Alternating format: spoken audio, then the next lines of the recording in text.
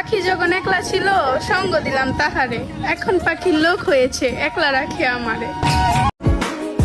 আমি শুধু তোমার বেলায় দুর্বল ছিলাম, না হলে অনেক মানুষই ছিল যারা আমাকে চেয়েও পায়নি। যদি শরীর ছোঁয়ারই ইচ্ছে হতো তাহলে আমি পৃথিবীর ৩৯৮টি দেশের নগ্ন নারীর পিছনে ছুটতাম। এত অবহেলা লাঞ্ছনার পরেও কি আর তোমার পিছু হাঁটতাম? অভিযোগ করেই বা কি হবে? প্রত্যেকেই নিজের জায়গা থেকে নিজেকেই সঠিক মনে করে। যাও, খুশি থাকো। আর যদি কেউ জিজ্ঞাসা করে তাহলে বলিও আমি বেঈমান ছিলাম।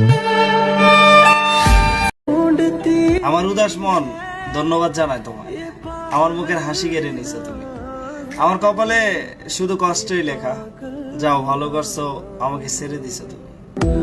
বুঝলে প্রিয়, আমার ভালোর জন্য তোমাকে কিছু ছাড়তে হবে না। যদি তোমার ভালোর জন্য আমাকে ছাড়তে হয় তবে তুমি আমাকে ছেড়ে দিও। যেই মানুষটার জন্য নিজের সবকিছু বদলে ফেলেছিলাম, শেষমেশ সেই মানুষটাই বলল তুমি আর আগের মতোই নেই।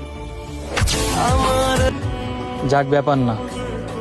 আপনারা যেহেতু এতদিনও বুঝতে পারি নাই আপনারা আমি ভালোবাসি, সেই জায়গায় 2-4 লাইনে ক্যাপশন দিয়া আপনারা আর কি ভালোবাসা বুঝাইনি। সত্যি বলতে ভালোবাসা আমার ভাগ্যে নেই। প্রথম প্রথম সবাই একটু ভালোবাসা দেখায়, শেষ মাঝ রাস্তায় সবাই ছেড়ে যায়।